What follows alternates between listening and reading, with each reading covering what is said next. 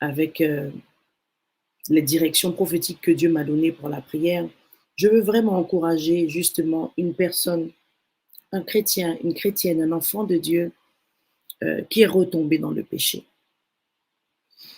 Ce matin, le Seigneur m'a vraiment mis à cœur d'encourager ces personnes-là. Vous savez, souvent dans l'Église, je constate que les chrétiens sont plus méchants que les païens. Au lieu d'encourager, ils vont foncer. Au lieu d'exhorter, ils vont critiquer.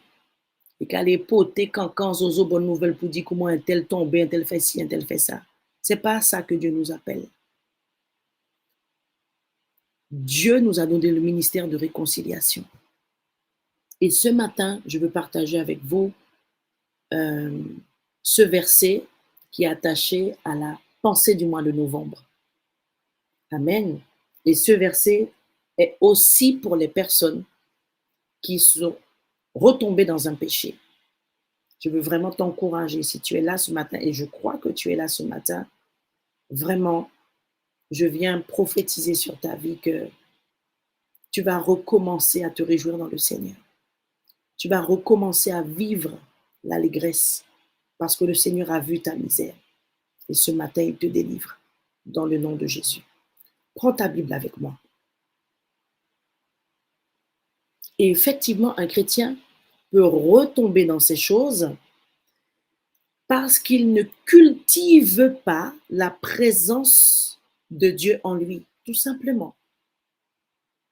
Et pour ça, il y a plusieurs stratégies. Hein. La Bible dit de nous édifier par les psaumes et des cantiques. Il y a la prière, il y a l'adoration, la contemplation, aller dans la présence de Dieu, etc. Aller au temple, la communion fraternelle, à travers les temps de prière à l'église locale, etc., etc. L'enseignement de la parole, la méditation de la parole. Il y a plein de choses qu'on peut faire. Et c'est parce qu'on arrête. Ne venez pas me raconter vos salades, Dieu vous a déjà dit. Ça ne marche pas avec moi.